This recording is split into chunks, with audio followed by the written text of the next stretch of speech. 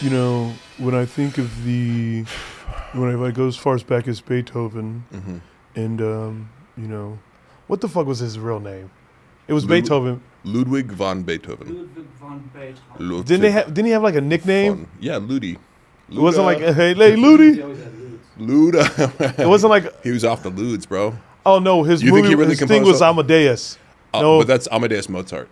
Mozart. I was thinking Yeah, Mozart. That's yeah, what I was yeah. thinking. Mozart. Amadeus. Amadeus. And we are recording. Yes, I got Mark. Reporting. Harley. Ooh. Yeah, don't you know I'm scoring, but who's keeping score? I hope this podcast ain't a bore, and that y'all won't snore, and that y'all won't go to sleep. I'm a creep. I wake up in my sleep and talk shit to every fucking hater of the week. Like, That was off top of the dome. Off the tizzle of the dizzle. Dude, I'm excited. I think I podcasted with you. This is, we're just going to call it what the fuck this is. This episode is called Swirl Cone. Swirl cone. Yeah, y'all didn't know that. Is that a swirl cone or your girl's cone? Bars. I'm here with the host of Haters Will Say podcast, Mr. Hella Mark Harley. Glad to be here. Yeah, I'm happy to have you here. I think you and I always have the best conversations. Yeah. We have the most, it's because we're together a lot. Yeah, but it's also just because that's our perspective. But then when you go on to Best Conversations on podcast.com, then you see, people are actually voting in our favor as well. People are actually fucking voting. Yeah, so it's like, because it's one thing to be like, it feels like it's the best, but then it's another thing to be like, 3 million people just voted last week. 3 million. And you know what? And you know where we learned conversation? It was back when we were at Juilliard. Yes. When we were at Juilliard. I remember it well. Mark explains it as the 3 C's. Go ahead and let. So every one of our professors really instilled this idea when we're at Juilliard, that you are, first of all, I already forgot what I was going to say. I know Wait, what was it? The 3 C's. I said controversy. What was the other ones? Competitive, creative, and and then the alternate ones were colonialism. Colonialism. Colossus. Colossus. And I forget the other third one. Caveman. I can't remember. But anyways, yes, Mark is here. He's on my music podcast. Because I think it's very interesting, and most people aren't aware of this about you. You have so many there's so much. You're the most universal human. I got so many different flows. This one's for this song, but the next one I switch up. This one will get bit up. Fuck, they too lazy to make up shit. They crazy. They don't paint pictures. They just trace me. You know what? That's Jay-Z. I'm not. that was Jay-Z. Oh, okay. Okay, I wanted to know that. But that's everybody who knows me knows that Yeah. I take little. Like, if I hear something that reminds me of a song lyric, I will. You're really good at that. Yeah. I do the same thing too, but it's Good more at it, so. or some people think it's obnoxious. Yeah. I think it's fun. I think it's very fun, and I tried it last week and it bombed. Wait, what? Someone said the word petrified, and I was like, "Yeah, petrified," and then I forgot. And then you're like, the song. First, I was afraid. No, I didn't even hit it because I didn't remember the song. I was like, oh, but were you gonna go there? Or I was gonna go there, but I was like, damn, I was what the fuck are the lyrics? I know. I tried my hardest. But what fascinates me about you, you're not only you're into so many genres of music, but you know the genres so well, and you appreciate the genres so well. I could tell based off of your knowledge in it. And whenever people do like deep dives on stuff, and just you seem like a natural deep diver for anything. Like if you want to learn about something, you're gonna take all that you can and do to learn about it. Like, so your origins of music that you've expressed to me before, your earliest stuff was you were very into punk. Yeah. Rancid is a big part Yeah. of your I was just trying to think of what was before that, but I would listen to random shit. Like, I remember getting like tapes of like a secret Asian man, secret Asian man. Like I remember I busted that tape a lot. And before I was into punk, though, I will say this because I got into hip hop later again. But like some of my first tapes were like Ice Ice Baby and Criss Cross and MC Hammer. Yeah. But I think that was like real pop music back in the day. Like every 100%. Kid was listening to 100%. like New Kids on the Block and MC Hammer. That was his pop. But like, I would say this. Because you said it, like deep diving, I'm not too into the newest music all the time. Like, although I see that as a value of like, I should know what rap songs are coming out just to evaluate and see like, where is rap headed? But what I do is like, if an Eminem verse comes out, I'll listen to it 1,000 times. Like, yes, to memorize it, Yes. But to go back to the punk thing, yes. My first musical obsessions were, I guess Green Day probably, that's another like pop thing that got you into go, oh, if you like Green Day, you know, their connection to East Bay punk, you'll find Rancid. Yeah. Among many other. Yeah. And you know, I was into Bad Religion and also like Nirvana and stuff like that. That was just, you know, because I also was into skating as a kid. And that culture goes hand in hand. Yeah. Punk rock, metal, whatever. And those two Rancid records, the Out Come the Wolves and Let's Go. Yeah. I'm like, this guy, like anytime I play those albums in my car, which I play heavily, this guy knows all the fucking lyrics. He's like, never know. I fell in love with you. Don't know what you you. I want to get a bit of your rapping music. But those are like, I would say Outcome the Wolves might be my favorite album of all time.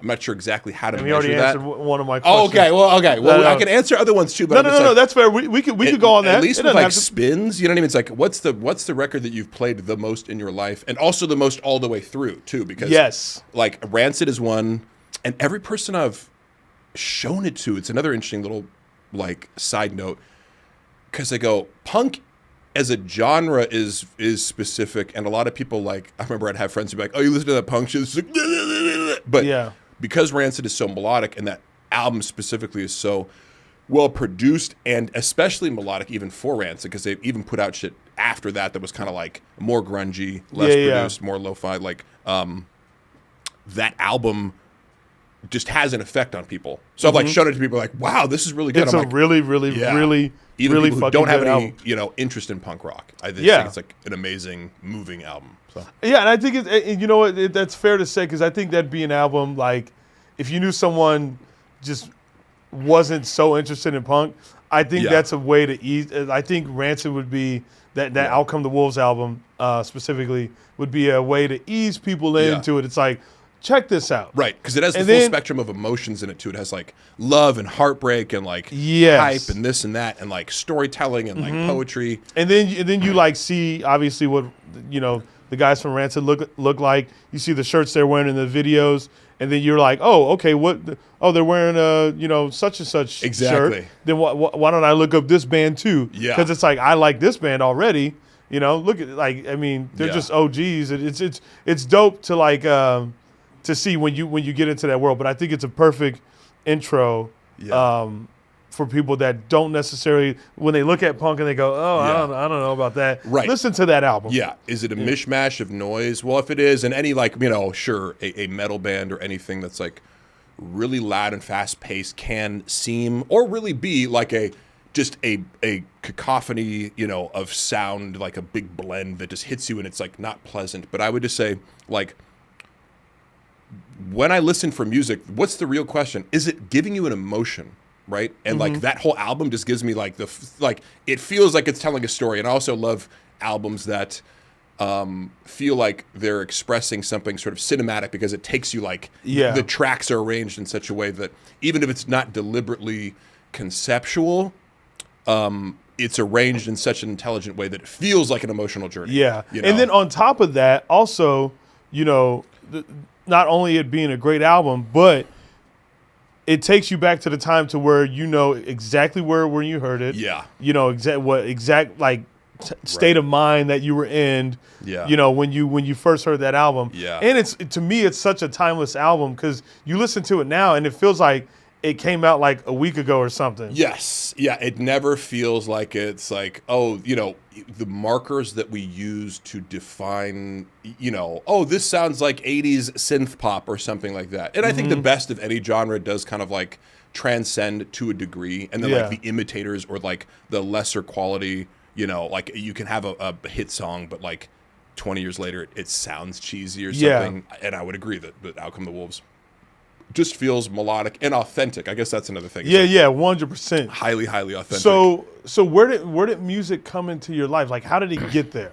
I'm always intrigued by like how it gets to people. Yeah. What was it like parents growing up? Like, what was it? Oh, really? Well, not that they were into music. My mom's super into her stuff, like, you know, the Beatles, right? I don't know if she was forcing things down her throat, but my dad would take us to the record store. I remember my dad would take us to the record store and just kind of like let us browse. That's amazing. So I have some memories of him being like the secret agent man thing. He'd be like, oh, try this out. So like it must have come from him, but we would go to I remember he enjoyed spending time like at a music store, like listening to things, because I have these memories of like tapping him on the shoulder, like when he had the headphones on. Yeah. Like, can I get this? You know, but they did enroll us in music. So like from an early age, I was like, I remember I played cello or something in the 3rd grade. That didn't, like, you know, I did it fine, but I was like, this isn't like cool enough. And then I started playing the saxophone and ended up playing that through high school. Really? Yeah, I went from. I don't think I knew that one. Oh, really? But Yeah. But it's awesome. also not something I lead with, because also I don't define myself by that, because like I had other friends who were like really deep into it. Like my friend Alex Backey, like he's in a group called the Monophonics now. He's like a professional sax player. That was the guy sitting next to me. He was so good and spent so much time. Like I almost felt like embarrassed playing next to him. You know what I mean? Where it's just you're just like, this guy, dude's a phenom. Yeah. Like, and also, but it comes from like, he's super musically talented, but while I was playing football every day for, 3 hours, he's going home and working on that. So that's, he's accumulating the 10,000 hours of practice that just makes you unbelievable. But I can at least think in terms of like, jazz improvisation, because every day we do that for jazz band. You'd have like 8 bars to be like, and make something up and play songs. But I went from alto, sax, when I guess I must have started playing when I was in like 5th or 6th grade or something. Yeah, because I remember I did like some 6th grade talent show and I was like playing the song on the saxophone. So when I got to 8th grade, I like had moved schools and they needed a volunteer to play the baritone sax, which like, I mean, alto saxes are like this big, and it almost feels like you're like, and when you think of sax, most people think of tenor sax, which is cooler and like has a beefier sound. Yeah, that's the majority one. Like as far as what people are when you play. Think, and it sounds really amazing. Baritone I think sounds great too, but it just hits those like deeper notes, and it's also just like super big. Yeah, it's the one that Lisa Simpson plays in The Simpsons, if you don't know. Yep. But it does make some cool sounds. But then I had to like, you had to carry that thing around, and the case was like 30 pounds. So I remember like I'd have to lug it home, and I only lived across the street from my middle school, but I remember it was like very physically difficult to lug around, versus like if you have a flute or something like that, it's like this thing that fits in your backpack almost. And so your folks were like pretty supportive in like of the music world that you took. Oh yeah, they loved it. But the other thing was I also started bands when I was like in 6th and 7th grade, like with my friends. Like we actually like recorded some. So I guess I always forget about that, but because once you learn like power chords on a guitar, that was like it's a wrap. So that's maybe one of the things that drew me to punk too, is because the barrier to entry. I remember I had a friend whose brother had a 4-track recorder, and so I remember I played like drums on a track, but like wrote some like chords for something, and like was like naming songs like that I didn't even write lyrics to. It's just like, like Time's Wasting or something like that. Stupid song. But I do remember like naming songs and writing chord progressions for them, but just out of imitation of seeing like, oh, these punk songs aren't complex. Like you're not learning like the Spanish guitar, That's how I learned on how to play guitar, was a Spanish guitar. Yeah, and I think I had that too, and then I put metal strings on it, which like ruins it. Which is not good for that. Yeah, the plastic. I did learn, and it's good because it has like the wider neck, So I did learn how to do that, and I was very interested in like learning the power chord songs of like Green Day and stuff like that, or even Nirvana, like which are like perfect intro songs to. Like intros to like playing guitar. And then you could kind of go wherever you want. Yeah. But once you learn those power chords, it's kind of a wrap. And then once you find out what you want to play, and it happens to be that, you're just like, oh, I'm so locked into this. It's fucking easy. Yeah. So and I sometimes forget about that, I guess, just because I don't define myself. We talked about this the other day. Like we never lead with the things that like that you did for a long time. Yes. Like with cheerleading, I never lead with that. Yeah. In a conversation with people, it's just not something. But it is, So to answer your question of like how music was in there, I think there was a time when I thought I was going to be in a band. There's also a time I thought I was going to be a fucking archaeologist after Jurassic Park, but so I'm not saying like any of these phases. It's like after watching a martial art film, yeah, exactly. Well, I'm going to be a kung fu master when I grow up. Kung fu master. But I did so much as like try to organize my friends, and I remember like part of it was like my parents were going through financial hardship at the time, and I was like begging them for like an expensive drum kit. You know what I mean? And like they didn't get it to me in part because it's like, yeah, you don't want a fucking 7th grader like, you know, in your garage when you have neighbors like learning drums. Drums is you know a hard I mean? Like, for parents. Yeah. Drums is a hard commitment. Yeah. For them to get that to their child. Yes. To buy your kid a drum set. Ooh. That's I mean, it's a lot. It's a commitment for the whole neighborhood. The whole neighborhood. Because you either have to have like a soundproof thing or whatever, but you know, it's great to have these electronic drum kits these days. Like are amazing because you can basically learn and it sounds, you know, essentially the same. But there's really no like replacement like for for banging me, on like drums.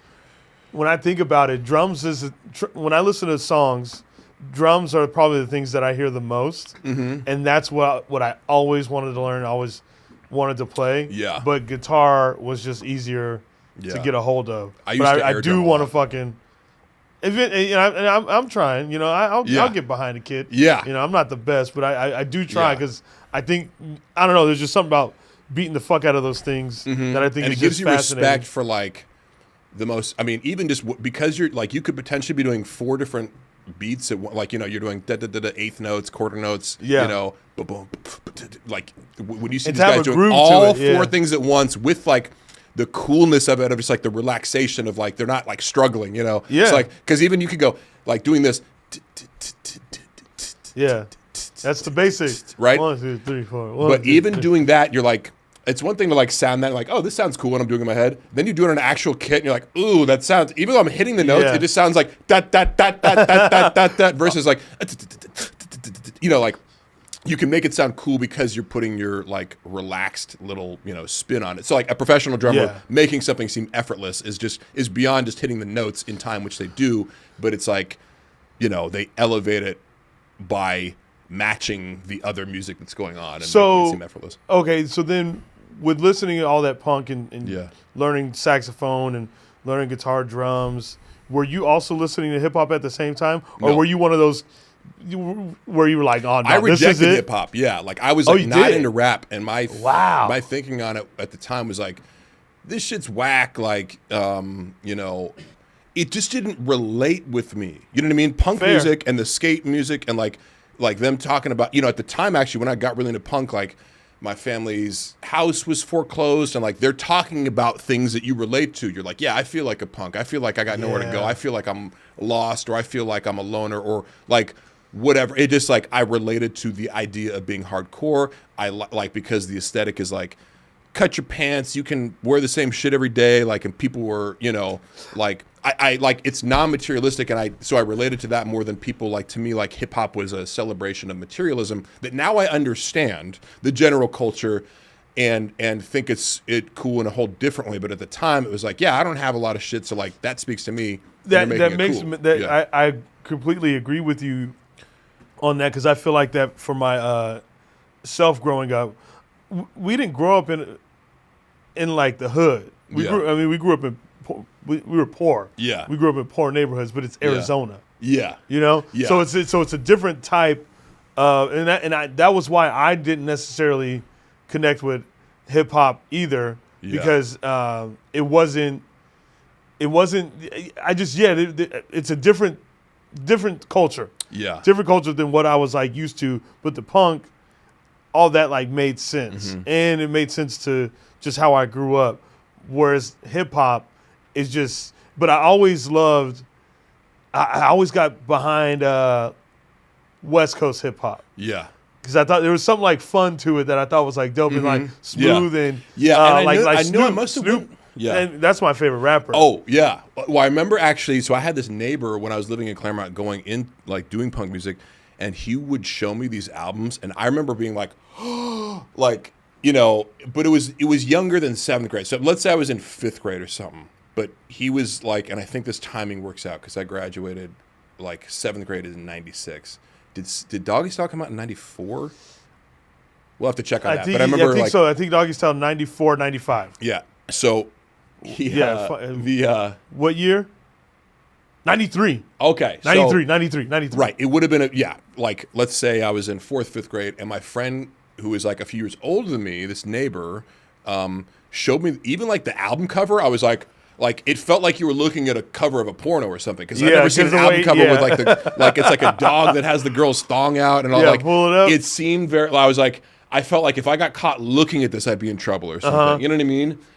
Yeah, look at that image. Like the girl's ass. So I'd never seen anything like that. And then you're listening to the album, and I felt like, oh my God, if my parents hear me listening to like DJ Easy Dick and the Jack Off Hour. DJ Easy Dick. So everything about it felt transgressive, but I knew it was like really cool. I knew it was good music. And even he brought home like NWA and like Fuck the Police. And I remember being like, how did you get this album? And he was like, I just went up. But I'm like, but it says right there, like, parental advisory. Like, he didn't have your parents. That's obviously so I'm outing myself true. as being especially a huge nerd, because around that time, that was a time when they were very aggressive about like hip hop and the lyrics and what they were talking about and all that. So they put that parental advisory on it. But it's what else? And over the years, especially as I started getting to my, I want to say maybe latter part of years of high school and going into college and stuff like that, I think about it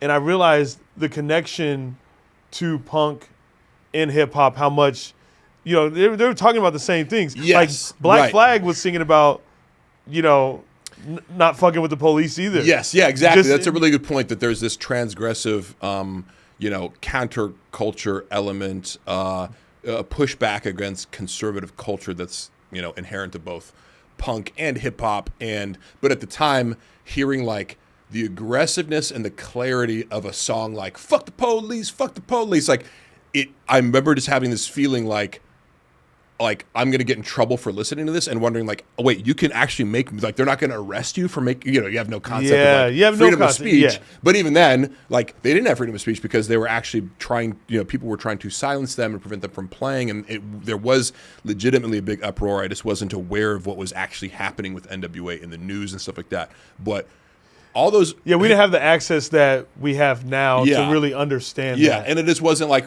it was like an older kid bringing it to you, so it wouldn't have been, like a conversation amongst your peers anyway about what was going on. If I was in high school, maybe it would have been like, oh, this is the cool shit, we're going to go try to see them or something like that. But I would go see punk concerts, like little like that's local shows. That's how we found out everything. Everything, it was always through, it was always linked in some type of way through a friend. Mm-hmm. Like, when I think about it, I had a friend that who also had family in Los Angeles. Yeah. So he'd bring back this stuff, and then you hear it, and you're like, wow, that's dope. Yeah. So that's how we found it. Whereas now, I mean, you just have the online world. It's so easy to find access to all the less this access stuff. we had, the more cool it was that you could have a physical copy or something. And I also had this memory of like, I was into, before I got into punk, I think another segue was like Pearl Jam, and I still stand by Pearl Jam as being an amazing album. Like 10, I'll listen to any day. Oh, come on! Because I've heard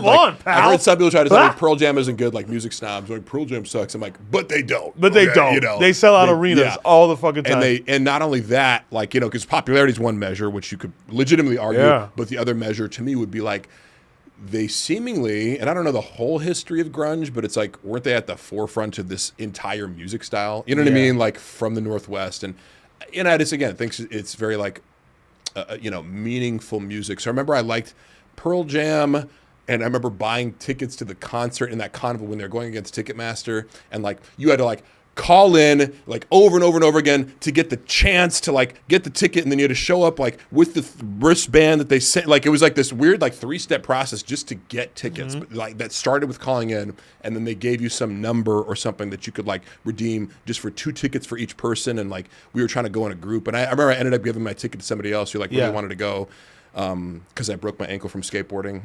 And I could have gone, but I was like feeling bad for my. I'm like, I don't even want to go to the concert. You can go. And so, but it was legitimately like there was 6 of us trying to go. We could only get 4 tickets or something like that. Do you think this may be a little? I just thought of something with you. Yeah. Because when I think about you, you're very upfront, very forward, you're very honest. Yeah. You don't beat around the bush or anything. You don't lie about anything. You're like you just, hey, it is what it is. And you're not. And based off of what I've seen you do to people on Instagram, you're not scared to be like, yo, you're a fucking idiot or whatever. Yeah. Do you think, have you always had that? Does that come from does that have ties to Yeah. punk rock? Because punk rock gives I you would like to this- think so, yeah, because I definitely always had this like the instinct, at least, like to talk shit to teachers. Not like it was a huge problem, but I would get kicked out of class a lot in high school, et cetera. And there was this element of like that, I don't know whether the chicken or the egg, comes first. But I was definitely drawn to that and expressing it, certainly like within my family or even my extended family, because I had like, for example, my cousin who was like, this really smart guy, Brian, who like ended up being like a lawyer and getting an MBA, and he like writes books now, but like he was in bands growing up, and he actually had the drum kit and had to like manage it with his whole neighborhood, like the times he could play and whatever. Yeah. But like, so he was really into music, but he didn't necessarily have this like the punk streak. And I did have the punk streak and like glorify them, but none of my brothers had that, and I just thought that was like cool. So it's like at least from an adolescent age, I know that I liked being defiant. I liked I was drawn to wanting to get piercings, to dye my hair. I remember like bleaching my hair and having it spiky, and like some of my friends' parents were like, "I don't like that Mark kid," and they're like, "Why?" Like because of his hair, as silly as that sounds now. Because then like having bleached spiky hair turned into like a Justin Timberlake NSYNC thing, Yeah. But in like the mid '90s, it was more. I was into expressing myself in those ways that I think express to the world like some sort of defiance, and I always felt like I had that in me. And even I was just talking on the way over here about like interacting with police, that I've had to learn to like fight that. And when I was much younger, I would just not like police have ever abused me, but you just make things more difficult on yourself by like being a smart ass or something like that. Mm-hmm. So I've always been a smart ass, and that's gotten me in trouble. In various authority situations, and then I just learned how to like, gauge whether or not. And when to not to. Yeah. Now it's more, you really have to pick your battles, obviously, but that it's just a matter of like tamping that instinct. So yeah, like when I talk shit to people, it's like online, and people ask me like, "What are you giving these people?" It's like, it's just like breathing to me. You know what I mean? It's like I'm not going to say it's like fun per se, but it's like, oh, you want to play like ping pong or something. First of all, they come to you. Right. Yeah, I'm not seeking it out, and it's just like you're never seeking it out. But I'm saying it's not for everybody. I'm just saying like this is it's a sincere expression of who I am. That if you talk shit to me, like I'm not going to let it slide. And actually, that's one of the things to transition into like why I started liking rap was. Because of Eminem, right? And I wrote like my college entrance exam, like essay on Eminem, like all like I didn't know that. I did not know that. Okay, I thought I had told you. But I knew you. I've always known you to be like a solid fan, because anytime anything Eminem pops up, like you just immediately know the fucking lyrics. And at the time, there's some funny stories about Eminem that I'll have in my life because, okay, first of all, the way that I got into him, I was really into punk. And then my friend Mike Beatrice, who I played football with, and we would work out every day. So I was always in his car, and he actually had a Bronco. He had, he had like an 83 Bronco or something like that. And so we were listening to the Slim Shady LP tape in his car, right? And he would put it on, and I'm like this is whack. But I wasn't listening to the lyrics. I would just hear the like ding, ding, ding, ding, ding, bam, bam, bam, bam. And I was like, that beat's whack. But then he's like, no, listen to the lyrics. Just, and then it's like, like, me and Marcus Allen went over to see Nicole when we heard a knock at the door. Must have been Ron Gold. Do you know the lyrics to that song or not? Don't you want to grow up to be just like me? I know that one. I tie a rope around my penis and jump from a tree. I slept with 10 women who got HIV. So when I started, I'm like, oh my God. He's like, that really resonated with me as far as the darkness, the humor, the sarcasm, and even on that album, something that obviously he'll never really be able to get back is like these songs like Rock Bottom, Rock Bottom, when this life makes you mad enough to steal, when you mad enough to do. But I don't know if I know that one. Yeah, and it's a dark one. It's all about like hitting rock bottom, you know. And it's my on life that is same full of LP? broken promises, empty promises, and broken dreams. I'm hoping things look up, but there ain't no job openings.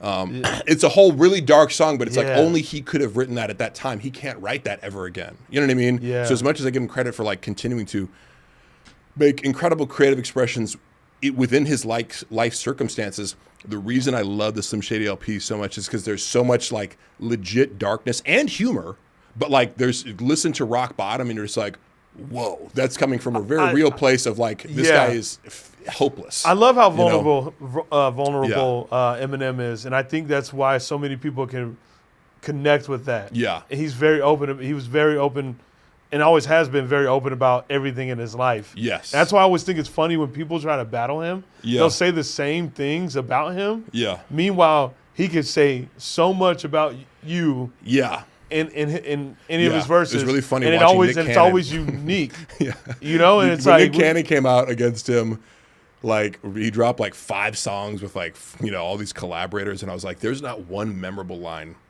You know? Yeah. And I just played actually for one of my clients who's in his 50s. I played this Nick Cannon diss track.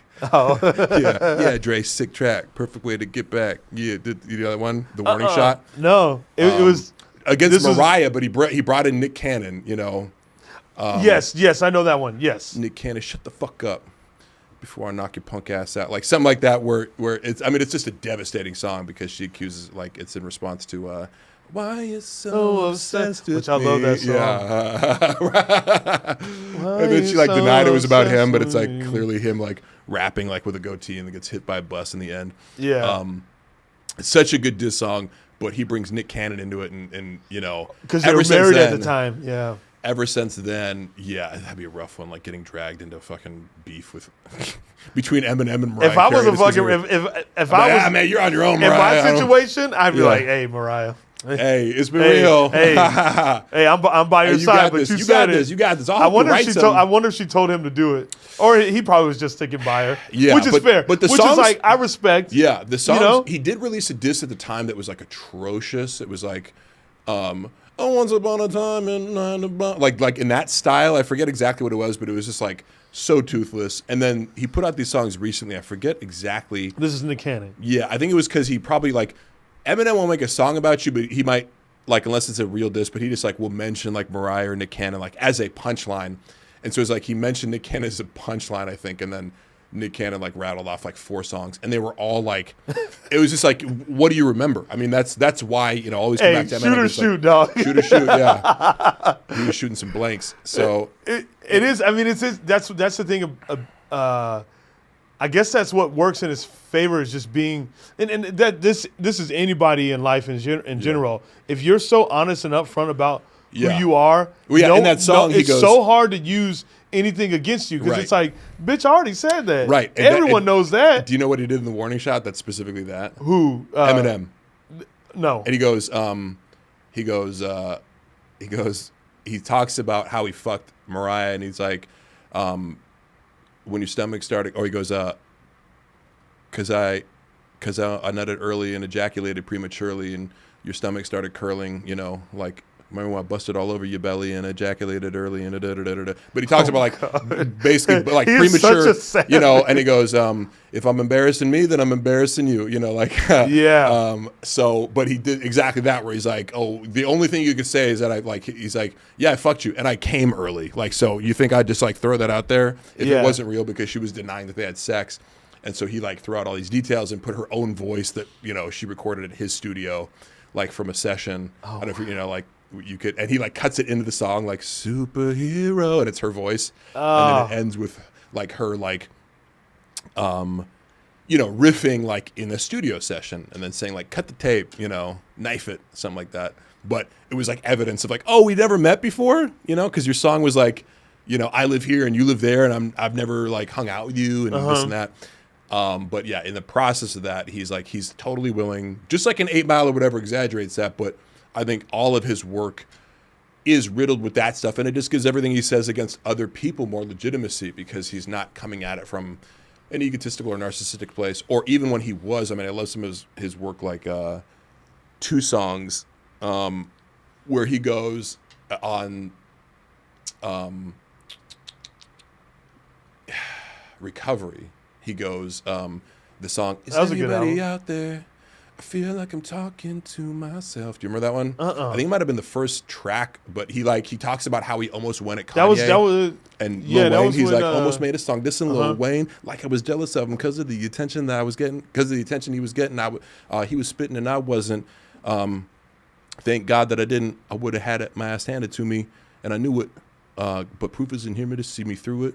I'm in the booth popping another pill, trying to talk myself into it. Are you stupid? Just gonna start dissing people for no reason when you can't even write a decent punchline, But he's talking about himself, and he uses this one line where he's like, foot on the gas, 1 foot on the gas, 1 foot on the throttle, or 1 foot on the brake, 1 foot on the throttle, falling asleep, with writer's block, falling asleep in the parking lot of McDonald's. Right? Yeah. So he's willing to embarrass himself, but come out of these things, and even like there's another. But you one know how many people can't even fucking be that honest right. with themselves? So I'll always commend that. Even not even just talking about him specifically as a rapper. Like even think in comedy, you know, Richard Pryor was very honest and upfront about everything in his life. He talked about how he caught on fire. You know, right? Just things that most people are just so traumatic to them. Yeah. And they're almost scared to like own up to it. Yeah. And kind of run from it. Yeah. Where he took it, Richard Pryor took that as is like, man, this is what happened. Yeah. Yeah. Reminds me of another comedian I know. Who? Oh. I was like, yeah. Who? And it's also different than being like self-deprecating versus like true vulnerability. You know what I mean? Yeah, like it's almost like I don't talk down on myself as a comic. I can't. Because I don't think I'm a loser. You're right. No, it's an interesting. When you look I'm not saying that's what people think. Some people will say like, "Oh, I'm humble because I'm self-deprecating," but I'm like, you can use self-deprecation as a cheap trick to kind of like ingratiate yourself to people, Yeah. and be like, I know I'm fat, and what a loser I am. But it's like that can be cool sometimes, but really like it's in the specifics and the non-obvious stuff. It's the things that like you couldn't tell. Like it's one thing to be like, like I'm fat or I'm bald or some obvious thing that like you have to acknowledge to be like, see, I'm self-deprecating, but it's really like kind of a coping mechanism versus like going into like talking about vulnerable times that isn't apparent. Like I don't look at you and go, oh, you must have had this happen to you that was traumatic when you were younger. Well, so to go into it is being vulnerable. Yeah, I do, the joke I do about being how dark I am or whatever is because that was one of his favorites. That's because a lot of people gave me a lot of shit about it. Right. But and you also for end me, it with it's like, one thing, I like that nickname. It's one thing. Yeah, it's one thing I can't change. It's who I am. It's what it is. Yeah. So why would I feel like if I was self-deprecating about, because that's not a self-deprecating joke. No. Because if self-deprecating would be me adding on to what people already make fun of me about. Yeah, like it's the way like, people I'm make so fun black, of this, or whatever. And it's like, no. And going like, isn't that pathetic or sad because this? Yeah, and it's like, bitch, I ain't sad about this. Maybe that can work. I find it's one of these cliches in stand-up comedy that I go, like I know you think you're making yourself more vulnerable, but it seems like a little bit of a It's not trick. really vulnerable. Yeah. Vulnerable is just more like, that's what the fuck happened. Yeah. Here's how I felt about it. Here's what it is. Yeah. It's like it's an ownership. Like that's mine. That's for me to have. Yeah. That's how I think of it. Yes. And that it's for me to fucking have. It's what. Yeah. You also you making fun of me about it doesn't fucking mean anything to me. Yeah. It just goes okay. It just shows like what. So when I think of that, whenever people make fun of me about certain stuff about me, it makes me go, what's wrong with you? Right. What's up with you? Yeah. What's hurting you? What about you is hurting you? That's how I think of it. And that's why I post people who try to like rip on me. If you have a public profile, I'll just post your picture. But a lot of people come at me on YouTube. It's like, I wonder what you look like. You know what I mean? Yeah. It would be interesting. And I'm not saying I'd even need to roast that or make fun of it, but like, it's obvious that you're very, not to go into the cliche of like keyboard warrior, but it's like, the most persistent shit talkers are the ones like for me on YouTube where it's like, oh, no videos, no subscribers, not your real name. All I can see is the first letter of the like name that you choose to put into, your YouTube algorithm. You have a lot to say about me, but I'm the person talking. And no one with a bunch of followers. No one with a bunch of followers on these social media website sites or whatever goes out of their way to talk shit to someone who has fucking 300 fucking or like 200 followers. Anything that you never see it that way. Yeah. I could be wrong. There could be some other. Well, you know what's funny? I was just thinking of this example. I could be wrong, but when Crystalia posted the saucer I made about him, Kevin Nash, I don't even really know who he was before. Kevin Nash, that sounds very familiar. He's a wrestler, I guess. Yeah, big wrestler, yeah. He said, he made this comment, he was like, does that wig come in women's? I was like, oh. Like, Kevin Nash, the wrestler, said that? Bitch, like, you had the same hair as me. Like, he looks like me, you know. I didn't know that. He has, like shoulder length or longer freaking, like, if you look at pictures of him young. Yeah, I know Kevin, NWO. This dude is telling me that I have a women's wig, you know, because now he's, like, practically bald with gray hair. And he's 62, so we were going back and forth. It's like, this motherfucker right here is telling me that I have a women's wig. So, in other words, there is also a reason if a bigger person does come after you, it's like, ooh, let's psychoanalyze that. Yeah. Oh, do I represent something that you're bitter about not having hair anymore? You know? It's so transparent. Are you guys but it's friends like, now? no, fuck that dude. Oh. Fuck Kevin Nash. I'll slap the fuck out of your 6'10" goofy ass. Because my response to him, I don't think Kevin Nash listens to my podcast yeah, good. anyway. Well, you can suck my dick if he does. Oh. But he was like, I said something about his calves. Like, hey, like, I'm so glad I found somebody with smaller calves than me. He's like, these calves have been taking me to the bank for 35 years. I'm like, but you can't. So you shit on me. He really came at you? Bruh. That's what I'm saying. When a bigger person does come after somebody smaller, it's like there's always a direct link to it. You know what I mean? I'm like, oh, you're bitter about, you know. Yeah. Like, for example, Dave Shapel criticized Key and Peele. You know what I mean? He's like, oh, they did my show. It's like, or does some part of you feel a way about these dudes, like, just killing it on Comedy Central? You know what I mean? Like, where it feels like a little bit personal to you. Yeah, I always thought that was a very interesting take, and I don't think that, I mean, and listen, I love everything that he does. Yeah. But that one, to me, it was hard for me to understand. Also, I get it. I've never been in that position, but my thing is I guess I'm like, if the show wasn't a hit show, then it probably right. But in other words, like it's mostly people who are going like trying to punch up at you, or it's an older person or somebody like looking to you as like the young guy, or sees something of you in themselves that they take personally. You know what I mean? But so it's limited to that. But a successful person doesn't look at somebody who has nothing to do with them. It doesn't remind them of themselves, or like that doesn't threaten them in any way, because that's really what it comes down to. It's like, do you feel threatened by the person? Yes. I know it's a tangent from music. No. I know. It is. No, it's listen. This Chappelle's world. We do whatever the fuck we want. Yeah. You know what I'm saying? But I don't know. I'm always interested. I guess, and it doesn't. It's fine that we go off in these tangents, because for me, everything in my life always ties back to music in some sort of way. Yeah. It's helped me discover so much about myself, and so much, and just how to just navigate through life.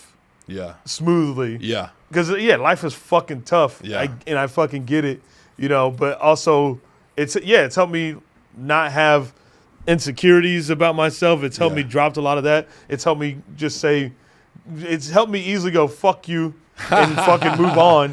Yeah. Quietly, which is what I do. I do quietly. Yes. Old me, pre-anger management me, probably would have ruffled some fucking feathers. I like online. the old Shapel. Till you go to hell, Shapel. Ooh, bars. But I was gonna say also that made me think of like the Eminem MGK beef, for example. Like, that was a good one. Right, and even though I do prefer Eminem's song to that, you kind of saw how like it was an actual contrast, despite the lyrical complexity of what Eminem put out, just like bar for bar, obviously Eminem won. But what do people like about MGK's verse, his song, is that he goes, fuck you, like you're the bully now, right? So it's like a younger dude standing up doing that, where it's like, dude, I'm going to call you out for fucking picking on me for no reason, basically. So people love that energy. Everybody think about fucking beard is weird. Yeah, fucking beard is weird. Yeah, I say which that is at least once a week, you know. Exactly. Anytime I hear the word beard. But anyone else that's come after Eminem, you don't remember any fucking line. Yeah. And he said, I give you a B for the effort, but if you were 3 for the 11, look up to me. So, okay. You look up to me, and for the record, you would suck a dick to be me for a second. What I've noticed about you is that you also know how to fucking freestyle. Yeah. And where did that come from? Because obviously that's not something you just know how to do. Yeah.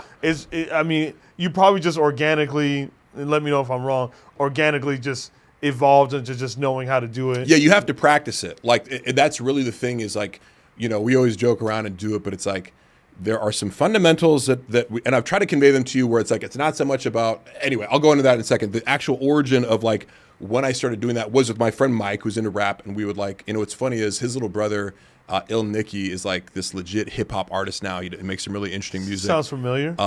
Yeah, and he's done like Il Nicky, and he's actually had like tracks placed on like NBA 2K or what, you know, there's like, so he has had like songs placed. I think he has like a platinum song because he got like a writing credit for it on something that isn't his, but like he's doing really well. But it's like Mike influenced Nicky because we were always rapping, and then like, you know, he just got it. Like Mike went into a different direction. Right, yeah, exactly. But let's see. Yeah. Shout out to Il Nicky. 7.2 million streams on Spotify. Is that what it says? Yeah. There we go. Yeah, no, he has some amazing music, and I'll really bump his shit. Oh, he's just an amazing rolling technical loud rapper who, like, I remember there was a time when he was doing a lot of this like really fast, like, and he is so good at it. But you go, you know, does the world want more of that per se? You know, like the fast rapping, because it's really cool to like hip hop heads. We're like, oh, you're rhyming all these words, and like people love it when Eminem does it. But it's not necessarily going to like make you jump off. He found his niche doing like the singing stuff, like, or incorporating more melodic hip hop and like really getting into like that songwriting niche. And he still does rap on all of it and use those things. But like, it's kind of cool. I kind of look at it as like, you know, like Picasso, like could do super realistic paintings. You know, like his early work is like he'd paint that guitar like it was a photograph. So when someone like that, who displays their mastery in the basics and the realism, you know, then goes on to do cubism. You can't just start like going, I put this fucking crazy brush on paint, and like, you know, I took a shit with paint up my ass and now it's a masterpiece. That's a lot more meaningful if you could do precise realism. If you can do amazing technical fast rap and you choose to go in and do something a little bit more avant-garde, I think that lends credibility to. You know what it makes me think of? What? Rancid. Yeah. Rancid could have easily been that like, you know, no melodic to their punk and just straight to it. Yeah. But they added, you know, all these layers to it. Right. Is that the right? Okay. I got you. No. Yeah, I do like a series of. I'm starting to do this thing where I do a series of questions, but into your free. I'll get to that, but go to your freestyle. Okay. Origin. And so my freestyle thing is, we would just practice and be horrible at it. You know what I mean? Yeah. But it's a different art. We would also start writing lyrics, but it was just for fun because, like, you know, when you start skateboarding and like you ollie up a curb, right? Or you even get an ollie, or you land one kickflip. Like, it's such a low bar, but you're like, oh, like you could try 100 times and land it once and be like, it makes your day. With freestyling, it was like we play the beat, and like if you came up with one good line out of 100 times, like that sucked, you know, where you just like, we're chilling in the studio. I don't know what I'm doing here, but you are like you would just fuck up, and then you'd have one tight line, and you'd be like, oh, like it was so like I pursued it more, and we did it as like a fun activity, like other people would play video games. You know what I mean? Yeah. And then as I've explained to you, the art of it really is, if you can like, if I were to instruct somebody in how to start rapping or start freestyling, because I consider it a different art, although it probably lends into your ability to write, you would like put yourself on a metronome, like a slow metronome, like, and on the fourth beat, you come up with a word that rhymes with chilling, like a villain. Too fast. Too fast. Right? Chilling, bump, bump, bump. Like a villain. Bump, bump, bump. Killing, dun, dun, dun. Sipping, dun, dun. Yeah, and you could like bend it however you want, because it doesn't need to like, it really doesn't need to run. I'm going to be in my room doing that shit tonight. Because then you reverse engineer the sentence, but you need to know where you land. So the art of freestyling isn't like landing on the right word spontaneously. It's knowing what the ending is, you know, like, you know, if I said skateboard deck, I would immediately think of like rape more checks or something like that. It doesn't even make sense, right? You know, but I stick my dick in a bank so I can rape more checks, like, you know, with a skateboard deck, and I hate more sex, you know, so, how the fuck you do that? But like, because you have to separate your mind from what is actually literally meaning. Yeah. Like, because rape more checks doesn't make sense until you create a sentence that, you know, I stick my dick up in a bank and then I rape more checks, you know, or whatever. Yeah. So to me, it's about endowing meaning, because then you have a built-in surprise. If the punchline is I rape more checks, then like people be like, what the fuck does stick your dick in a bank mean? But then if you end with rape more checks, then it's like, oh, but it's like, it's, you know, the block to it is low, like, okay, so what is that? That's a, you know, guitar strings. Yeah. Like a centaur sings, you know, or something like that, you know, like, so you'd be like, you know, I'm gonna get these guitar strings, bring them out to the forest and watch a centaur sing, you know, like, it doesn't make any fucking sense. Why, like, those two ideas are totally disconnected. When you hear it, you're like, damn, it sounded cool. But if you can just match something and with a slow enough beat, you know, like I remember a really good one to freestyle to that I did all through college was bum, bum, bum, bum. I got 5 on it. I got 5 on it. Bum, bum, yeah. Bum, bum, bum, bum. Bum bum bum bum in the studio chilling, right? So you have a little time to, like, you don't want to go too fast. And I see guys, there's this dude online, somebody to show me, who like he'll like do like chat roulette and come up with a freestyle based on like 3 words. I forget his name, but it's like, it's incredible. But I recognize the art of what he's doing, which is he like, you basically like, you get the 3 words and then he's instantly coming up with like 20 rhymes for each word. So he already has that like stacked up. And if you're working memory is good enough, you just have those like in the bank that you're just pulling from. And the easiest part is just coming up with the sentences to land on those words, you know? But it's really the art of, like, you hear a word, and if you can think 4 steps ahead, you know, like, you know, in your black shirt, you track dirt, I attack nerds, and I, you know. In your black shirt, you know, attack and I smack dirt, birds, right? Nerds. You know, in your black shirt, I climbed a tree and I smack birds, you know. There you go. Stick my dick in the earth and then I, you know, attack dirt, like whatever. Like, even to the motion with it. Right. So all you have to do is like, but the main thing is people are attached to like making a literal, meaningful sentence, and it's like, no.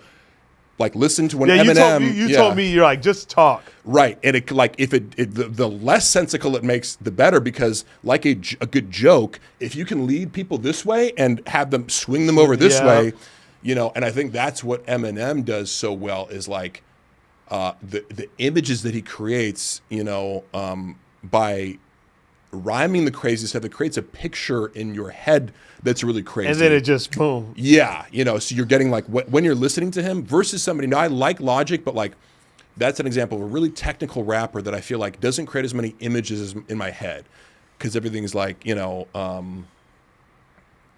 chilling like a villain with a spill and and it's like, sounds cool, but like, what did you just say? You know what I mean? Like, you're chilling like a villain and I'm killing an ability, you know, versus like. So I guess we'll talking transition about into this, since we were talking about freestyles and stuff. Yeah. And I'm excited that I've had you on. And I wanted to have you on before I knew about this. But you got a song. You got. You got a verse. Okay, wait. Should we? You got a verse through the computer or on my phone? Okay, so. Oh, Casey got it. Wait, stop playing. This is a song that.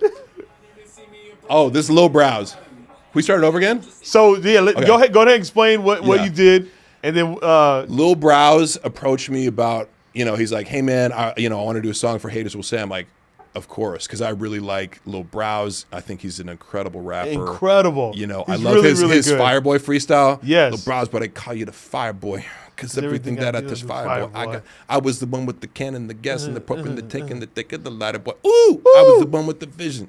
Now they all looking at me different. Yeah.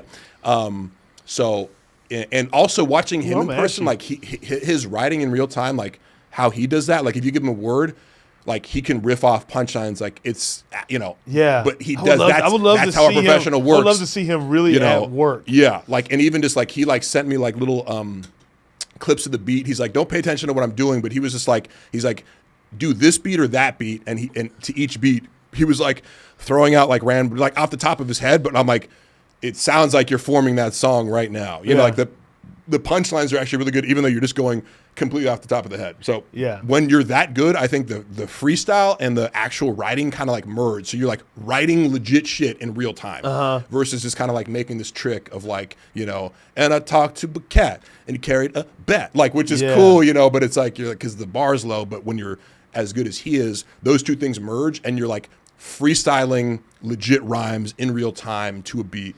I love it. I love the science behind it. He gave me this. At first, it was like a 90-second, like just him doing a verse and a little chorus, perfect for the intro of this show.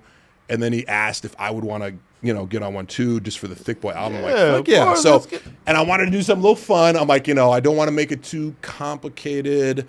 I just wanted to get stick with the theme of kind of what my message is. So we had a little fun with it. And it was really like the dude who he produces his shit, the bass god. He's like a savant. I fucking love this guy. He's a savant. So he, to watch, he's like, I need this word, brrr, give me that line, brrr, He's, in 30 minutes you cranked out this verse. Yeah, shit. I've never seen anybody work so fast, but also it wasn't like it was rushed. It was like he knew exactly how many times he needed to get me to say this line, this word, say it up here. To fit it into the pronounce it this way. Measure, he instantly sees your vision and then can just help you execute it in a really fast, seamless way. So I was very impressed, and I'm like, now I know why you guys work together and create such amazing music. So without further ado, we can play The Haters Will Say. Debuted here. World premiere. Lil Browns.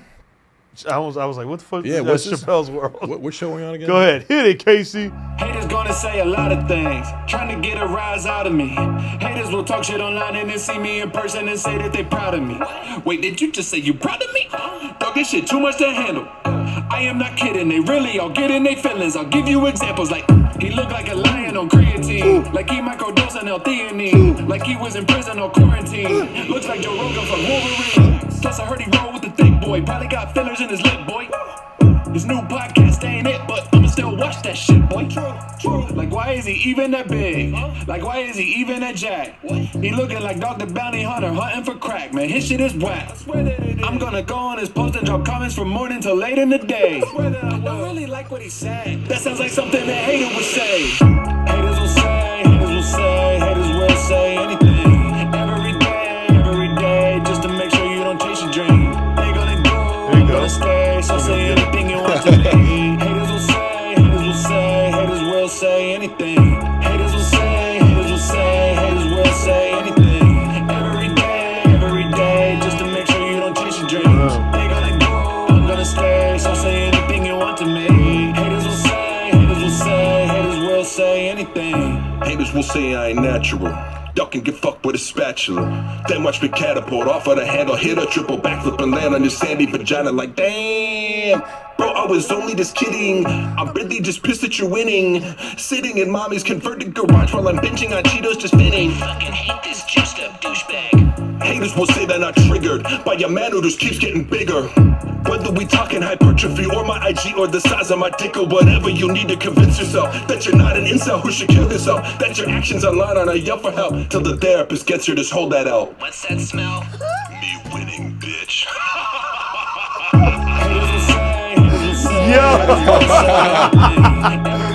Oh god. Just to make sure you don't chase your dream. I like it. I would tell you, listen.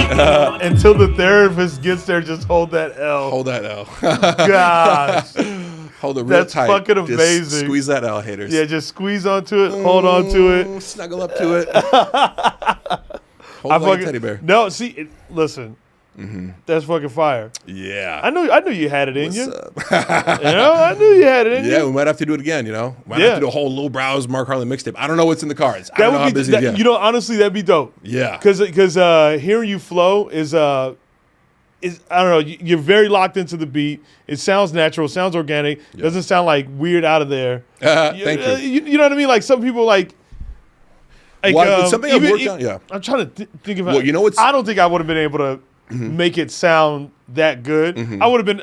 Obviously, I know timing. Yeah. But to make it sound good and deliver and really locked in and crisp with the beat, I don't think I would have been able to do that. What's funny is that I'm not a rapper. Right. Well, one thing is I think when I sit down to write something, part of me always wants to make it more complex. So I've learned over the years to just put more space in the song. It doesn't have to because my first instinct would be haters will say that I got it a bitter to be impressive, but you're what's really better is when you take it away and everybody can hear what you're saying. Because your message is very clear. Right. Yeah, and that's even a technical rapper like Eminem. I think the most memorable shit that people, have in their head is always think about, hi, my name is, whatever you say I am. These are all super slow, and you can hear all the punchlines, you know. I sit back with this pack. It's zigzags in his bag, and it's weed, it's me, the shit needed to be. Or even, the song. like, hi, my name is, hi, kids, do you like violence? Do you want to see me,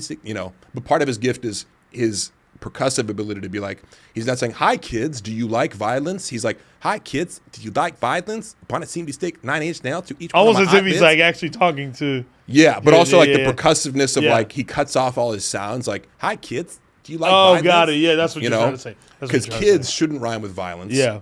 Right? But if you go, you know, All right. try to see it and get fucked Let up, me hit where's you with the- these quick rapid questions. Yeah. All right. Favorite album? You already named it. Mm-hmm. But my backup one for that is probably, you know, Dookie and the Eminem Show. Okay. Because I used to listen to that like all through college. Like that was like my pump up songs, like Soldier, Till I Collapse. I'm spilling these raps. I always use those for. So and like White America. I Yeah. can still listen to White America and like get chills. White America. I was gonna I could be one of your kids. Favorite concert? Well, I didn't want to talk to you outside the concert. You didn't have to, but you could have signed an autograph for Matthew. That's my little brother, man. You know what? Actually, probably Jay-Z and Kanye West watched The Throne. Ooh, I got to see them, and they played. I'm gonna tell you this little story. They played fucking N-words in Paris. Yeah, they played N-words and in asterisk, Paris. asterisk in Paris 9 times in a row. Like they just kept playing. Now we later found out that it was, or like I assumed it was for a video because they released the video. It was like, oh, that looks like the concert we were at. But they just kept playing it. People were like, it was the last thing they did. And Kanye West is like, we playing this motherfucker 9 times in a row. This shit has never happened in the history of music. Y'all witnessing history right now. Great, I'm a genius. Like literally doing that in between the, you know. But it was cool because it's such a up tempo, like dun, dun, you know. So you hear it like they play it, you're done, we go crazy, and then you know they'd start dun, dun, dun, dun, dun, and people are like, oh my god, and they just kept playing it over and over again. So that was really memorable. The production value was really cool. But yeah, like that's a good one. That's a good one. Favorite hip hop verse? Renegade. There we go. Damn, that's Yeah. a good one. Since I'm in the position to talk to these kids and they listen, I ain't no politician, but I'll kick it with them a minute. Now, see, they call me a menace, and if the shoe fits, I'll wear it. But if it don't, then y'all swallow the truth and bear it. That's a good one. Yeah, you know, And both of them are really good. He did that beat. Yes. Okay, so now what I do with every guest, at the end we make a playlist together. Okay. Okay, and basically the playlist, I like to call it a soundtrack for the episode. Yeah. So this is like a soundtrack that people can get a vibe. Like you can vibe off the episode already by listening to it, and then you can get another vibe by listening to the soundtrack for the episode. Yeah. And you know why I came up with this? I came up with it because when I was younger, I used to watch Dawson's Creek. Back in the day when I was Back younger. in the day. Hunger. And so whenever, at the end of every episode, it would tell you all the artists that was played throughout the episode. Yeah. So that's what get that fucking picture off. Damn. Are you gonna edit that's the, what I when I look the at picture out, or are you gonna put the picture on there? When I look at Shapel, I think Dawson's Creek. That's really what comes to mind. So I'll go first. We do like 10, 12 songs. Yeah. I'll go first. I'll go NWA, Straight Outta Compton. Okay. I'm gonna go Snoop Dogg and Dr. Dre, Nothing But a G Thing, baby. No doubt. And I don't. Isn't this the title of that song? Is it Nothing But a G Thing? Is it next episode? I always forget. No, next episode is the other one. Let's just say nothing. Wait. Should be Nothing But a G Thing because I love Snoop Dogg's Might verse. be in next that. episode. Okay, we'll have to look it up. I always forget because I know like chill to the next episode. Creeping up. Like. Nope, not that. No, it's off the Nothing But a G Thing, baby. first album, Dr. Dre's first album. It's the capital S, you're so fresh and double OP. No, Nothing But a G Thing. double G, you see. Nothing But a G. So much flesh. All right, I'll go off that album, and I'll do Let Me Ride. Dr. Dre, Let Me Ride. Let me ride. Hell yeah. Your turn. I won't deny it. I'm a fucking rider. You don't wanna fuck with me. Dun, dun, dun. Tupac. That's Ambitions. Ambitions as a My bride. ambitions as a bride. No, not envisions. So many He wrote envisions. My ambitions as a bride. No, ambitions. So many battlefield scars. We're tripping the plush cars. So that's yours. I'm gonna go punk on this one, and I'll go Rancid, Nihilism. Yeah. Nihilism. So for the Scots, I could not stand up. I'm gonna go also Rancid, and I'm gonna do Maxwell Murder. Good one. Thought I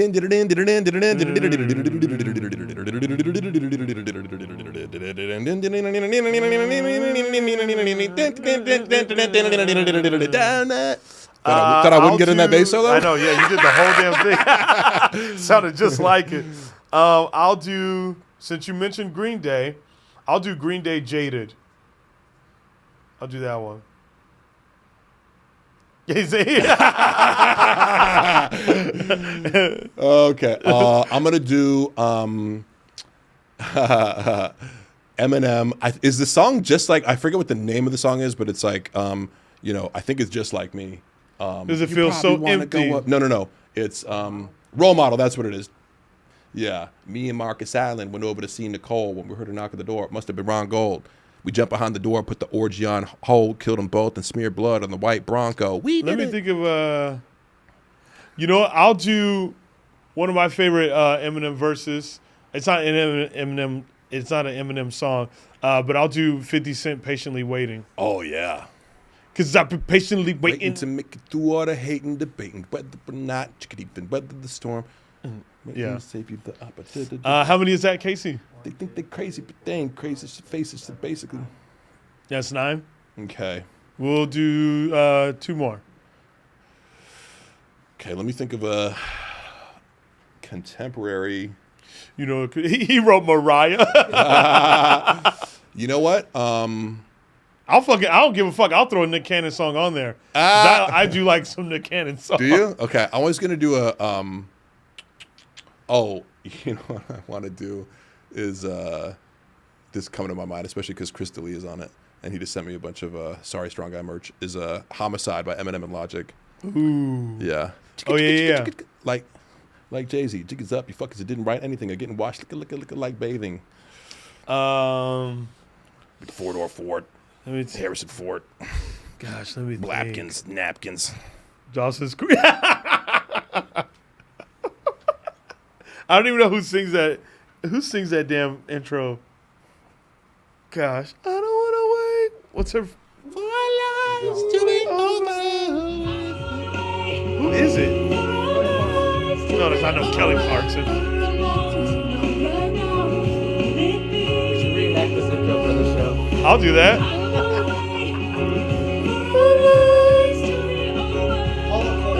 Paula Cole. I would have never guessed that. Okay, so we have Eminem, Logic, Homicide. So how do I top this off? I have one more. I wanted to throw a Joyner Lucas in there because I feel like he's taking the torch from Eminem. Not taking the torch from him, but like when I think of like people are always holding on to the torch as well. Yeah, people are always like, "Well, rap sucks." And like, there's still these amazing artists like J. Cole, Kendrick, and there always nothing, Joyner. Nothing sucks. It's just and I just you're like only Joyner out looking of those at what more. you fucking see. I'm gonna put TV. in Joyner Sriracha because that's actually an interesting story where like it's Joy. Yeah. Joyner. Yeah, and Tech Lucas. Nine and Logic. It's really Tech Nine's song, but like he showed Joyner. Joyner's like, that's a fucking hot song. Let me get on it. He's like, actually, Logic was going to be on it, but Logic was like late with his verse. And Joyner flipped his whole verse around the next day. It was like 24 hours, and it's like he's like, like he just. It's an amazing display of fast rapping, and actually, Logic has this like passive aggressive verse on it because he's like, I guess I'm supposed to come with that gas flow. I guess I'm supposed to come with that fast flow, but I'ma spit it, I'ma hit it, and it's like kind of underwhelming, but there's like this story of like drama behind it because like he took like months and months to do it, and then it was kind of like a backhanded like diss almost to Joyner that like created like beef between them because he was like, the way you didn't do like the rest of like how we were doing it, this like fast flow, it's almost like insulting to us. And he like references like, man, I should have had this track a minute ago. Like he says it like in the song, and it's like, don't fucking say that. So that like created this beef between Logic and Joyner that was interesting to hear about, you know, and also speaks to like Joyner's, you know, how phenomenal he is as a rapper. He like heard the beat and then listened to his verse and know that this dude like turned that around in 24 hours. Damn. You know, shit. Just doing. Wait, hold on. He didn't hear the song. It's called Sriracha. Sriracha. I put that on everything. Like Sriracha Ranch, Sriracha Ketchup, Sriracha Mayo. Yeah. All of it. All kind of different Srirachas. Dude, so hella Mark Harley. Follow him. Follow this man. He's an interesting dude. He does a lot of dope things. His podcast is doing really good. His podcast is doing really good. The Haters Will Say podcast, which comes out every Monday. It comes out every Tuesday, actually, and it's every Tuesday. It's kind of fitness themed. I'm going to drop knowledge about diet, nutrition, and my personal life, but we also just try to have fun with it. As far as like you have looking a lot at of gym fun fails, looking at haters that come at me, and also other people that they could send in. It's a fun pod. Yeah. Go listen to him. Also follow him at Hella Mark Harley, and then also tour date's not till February. But I mean, I'll promote it. February 25th through the 26th, I'll be in Kansas City at the Kansas City Sam. It's the Comedy Club of Kansas City. Gosh, just give it a better name. And then also go to if you hit shop now, go and grab that Love Is Tight merch. I have a lot of new stuff that's up there. So go ahead and buy. I know it's Christmas time, so. Get your loved ones a present, and then continue to like, subscribe, and love this podcast like you have been. And also, when you hit the subscribe button on YouTube, make sure you hit that. What is it, Meatball? No, not notification bell. Notification bell. Smash that notification bell. Smash that notification bell so you know when these episodes come out. And I hope you enjoy this one. Yeah. Hella. Thank you so much. Get your love on. Yeah, get your love, game tight. We repping the shit. It feels right. That's Exhibit. We'll throw that one to Exhibit. Yeah. Get your walk on. Get your walk on. I love that song. Because you get your walk on. Get your walk on. Get your head right. You feel the shit. This shit is dead right. All right.